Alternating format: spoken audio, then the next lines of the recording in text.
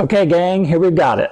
It's been a couple more days, and I want to zoom in just to give you guys a really good close-up of the waterfall. It kind of has exceeded my expectations.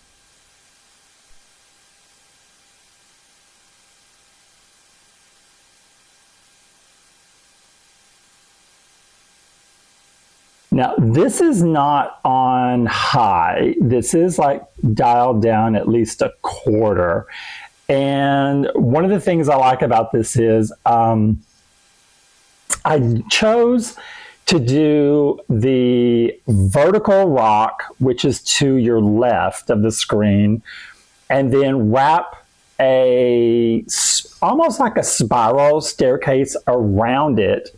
It's basically the vertical rock is attached to the large base rock that you see down here. And then I built the stair step in place. That's the only really way you can do it to make sure it's going to fit, because, you know, I don't have a traditional shape here. I have really a triangle. And I wanted to create a pool for two reasons. And let's kind of like go down a little bit here to see what I'm talking about. Okay, this was the part that was challenging. Not the pool itself, the pool being leak proof. That is the part that was challenging. Let me zoom out just a little bit. And you can see I've got some plants in there. Okay, that's the reason why I wanted to have a pool underneath the waterfall, because those are all little starter plants that are rooting. And instead of keeping them like in little containers with water in them, which is another place for the gnats to get in and out of, I thought, okay, let me secure them, or in theory, secure them behind the glass. And let's see how they can grow in there, because they're getting dedicated light. And I also have one aquarium plant, which the name has escaped me right now. Hornroot? I think that's it. I'm probably wrong. Anyway, but that is a native plant right there. And it looks horrible because it had no sunlight today, and they love thriving sunlight. So I've got three starts. One of them you see is a monstera. The other one, I can't remember what it is. Three starts that are under there that are hopefully will continue to root. I've had those plants for 2 months. They're just now starting to send out one leaf each. So I'm glad they're alive. Now, the problem I had with converting the firebox from Kong to my desert oasis was the fact that I knew from my battle with the gnats, I needed something that was going to have to be sealed. Because if you guys haven't seen the video where I'm explaining what went wrong in Kong was the fact that I thought I was killing the gnats, and I was on a month-long battle with a bug zapper sitting inside this firebox with hundreds of insect strips and treating the soil with a hydrogen peroxide water system, and to hopefully kill off the new larvae and eggs, and to stop the breeding process. That's my whole point, was I needed to stop the breeding process, because they were insane and crazy. It wasn't until I came home from a trip last week and I saw that the enclosure was overrun with gnats. And I thought that was impossible because I had just treated it 4 days prior with the hydrogen peroxide solution. And I made the immediate decision to go ahead and just pull everything out, which just killed me, by the way. But I did it. When I was able to salvage the pebbles that you're seeing in the pots now, and also the plants themselves. Now, the plants took a beating before that because I cut them down to nothing, and then they'd been sitting waterlogged, and I didn't know this until I took the whole thing apart. What was happening is when I got down to the soil, everything was just sopping wet, and there was water standing that was 2 inches deep in my gravel layer, and it stunk. So I knew then immediately, I'm making the right decision. Let's just pull everything out.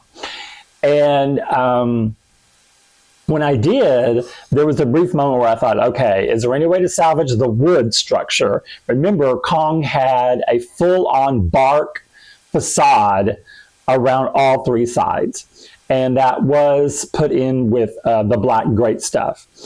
And I decided then, okay, no, I'm just going to yank it all out. And that's when I really discovered what was going on in Kong, is that the nets that I was seeing were just the ones that were coming out in the open. The ones I was not able to get access to were the ones that were between. This had a vinyl liner attached to the fire brick, and between the liner and the bark that was secured with grate stuff, that's where literally, I know 1,000 were, because they were everywhere. And as soon as I pulled one piece of bark off, I had to do it in seconds to get the bark off and out of here so they would not keep reinfecting the rest of the studio. So I tossed all my moss mountains and everything, and that's the part that made me sick, because I grew those things out and they were gorgeous. So when I pulled all that out, then I realized, okay, I was never going to win this battle, because there was way too many gnats in there and they had just gone crazy. So I get it out, and then I clean it with bleach. Now, another day goes by, and I'm trying to figure out how I'm going to convert it, and that's when I had the idea of doing a desert oasis. While I was working on putting in the sealer, which is Gorilla Glue spray, waterproof sealer, that's when I noticed that gnats were coming back in, and they were going to the exact same spot on the back walls where had the largest infestation. So they were honing into what they had been doing before, and that taught me a really valuable lesson right then. They were getting into the brick. So the brick, of course, being porous, they were able to crawl inside the creek, the little cracks, the holes, everything. So I rewatched it.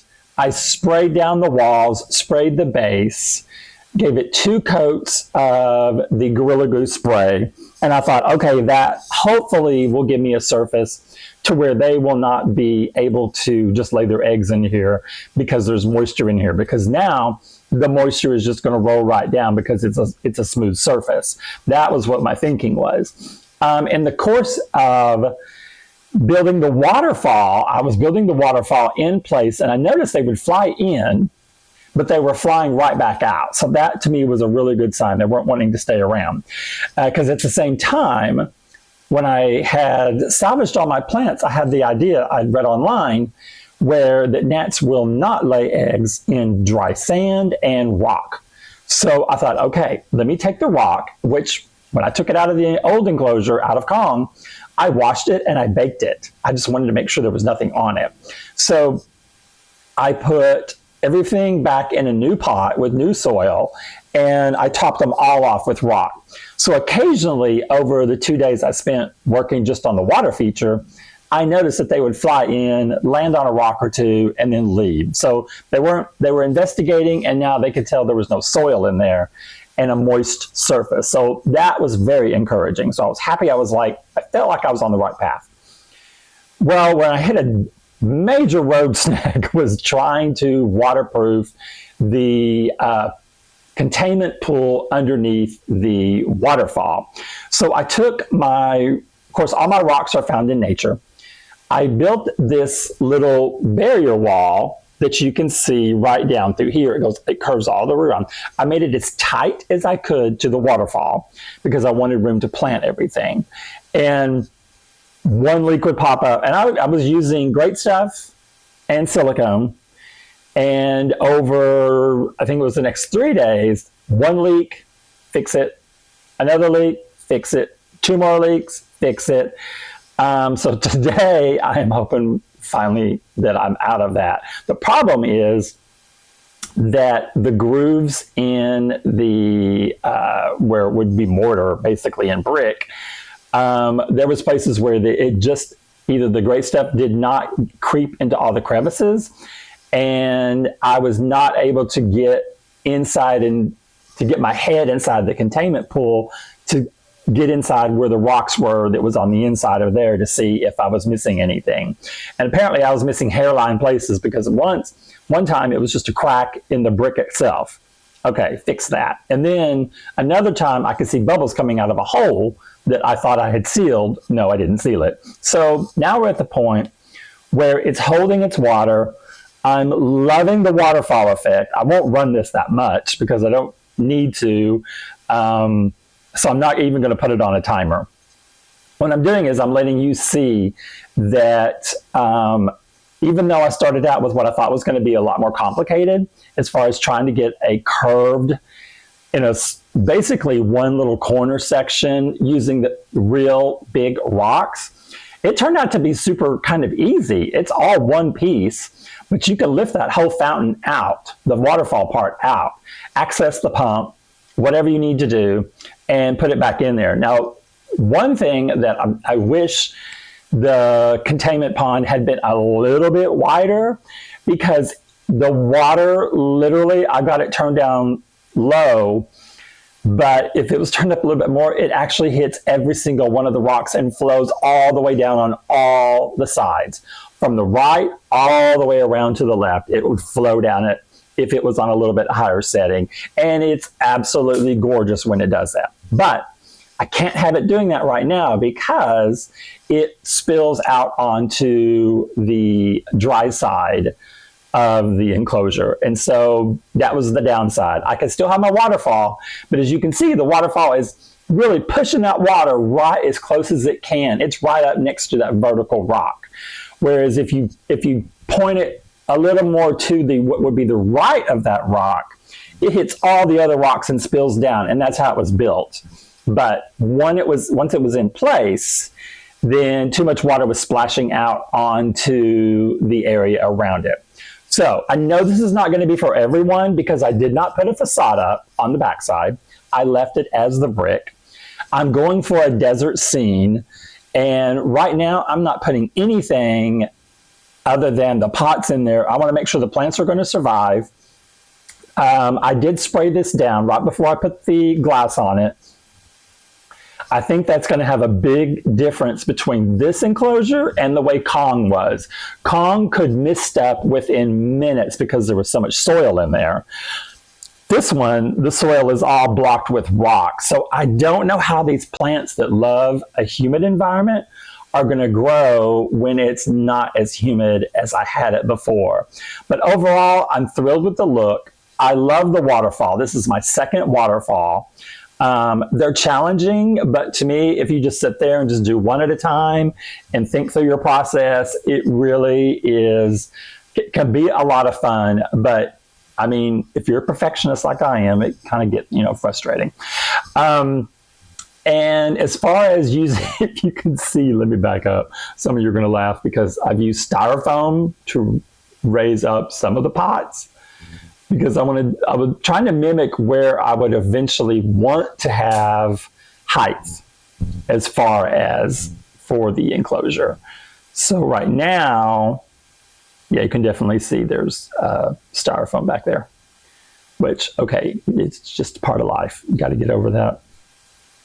It'll all work out in the end, I hope. But right now, I am loving it. I'm glad that I did spray the walls down because I like the color a lot better. It goes with the tile that's around the fireplace a lot better than the other color did. The other color was just plain old beige.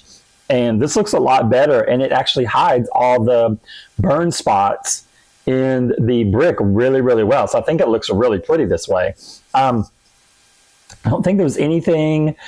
I did take down, this also had, remember Kong did have a drip system. The drip system was just gutted. So now it's just the plain light fixture mounted to the top of the firebox. And now we have the plants in there, the water feature's running. I've got my shoots in there. Hopefully they'll continue to grow. And I'm just going to keep it monitored because right now there's not a gnat in there. That's not to say there's not one that I didn't see in there. It's just I could not find any that are in there right now. So I'll keep watching this and, of course, to see if we have any outbreaks. So thanks for watching, guys. I will keep you posted and wish me luck on my gnat problem. Have a great evening. Bye-bye.